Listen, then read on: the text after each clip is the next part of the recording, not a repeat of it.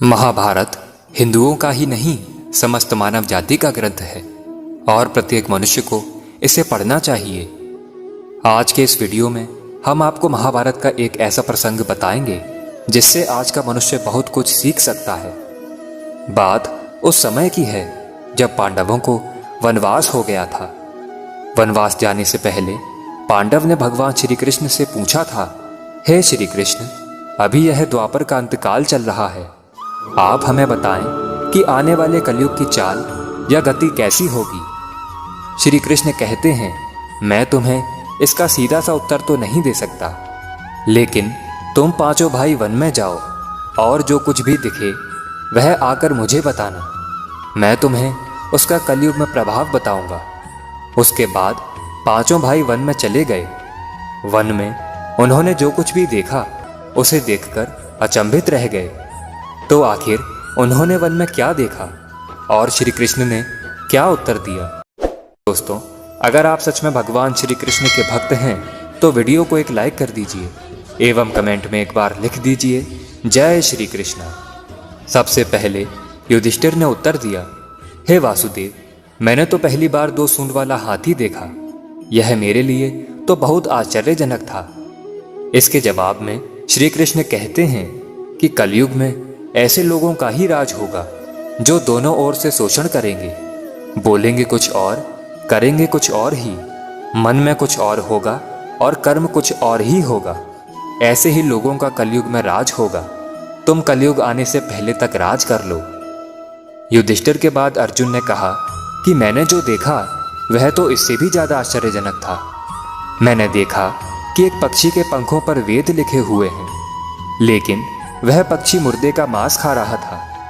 श्री कृष्ण अर्जुन को उत्तर देते हुए कहते हैं, कलयुग में ऐसे ही लोग रहेंगे जो बड़े ज्ञानी और ध्यानी कहलाएंगे। वह ज्ञान की चर्चा तो करेंगे, लेकिन उनका आचरण राक्षसी होगा। वह बड़े पंडित और विद्वान कहलाएंगे, किंतु वह यह देखते रहेंगे कि कौन सा मनुष्य कब मेरे और हमारे नाम से संपत्ति कर जाए।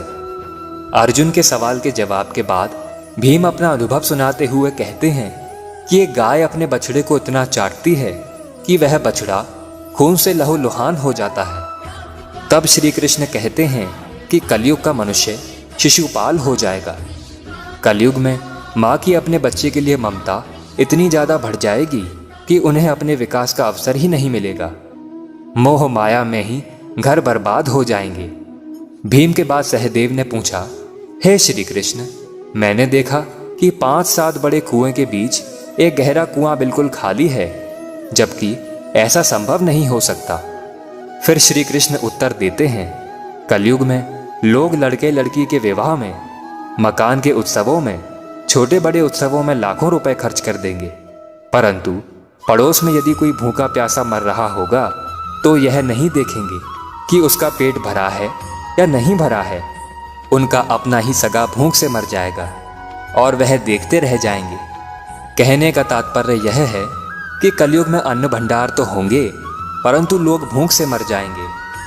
सहदेव के बाद नकुल ने श्री कृष्ण से कहा कि हे श्री कृष्ण, मैंने देखा कि एक बड़ी सी चट्टान पहाड़ से गिरती है और बड़े से बड़ा वृक्ष भी उसे रोकने में सक्षम नहीं हो पाता, परंतु एक छोटे से पौधे से टकराकर वह रुक जाती है। आखिर ऐसा कैसे हुआ? तब श्री कृष्ण कहते हैं कि कलयुग में मनुष्य की बुद्धि क्षीण हो जाएगी और उसका जीवन पतन हो जाएगा। उस पतन को धन और बड़े से बड़े सत्ता रूपी वृक्ष भी रोकने में सक्षम नहीं होंगे, किंतु हरि नाम का छोटा सा शब्द बोलने से मनुष्य जीवन का पतन रुक जाएगा। अतः कलयुग में हरि नाम ही मोक्ष का एकमात्र मार्ग होगा। आशा करता हूं कि आपको हमारी यह वीडियो पसंद आई होगी। अगर पसंद आई है तो वीडियो को एक लाइक कर दीजिए एवं कमेंट में एक बार लिख दीजिए, जय श्री कृष्णा।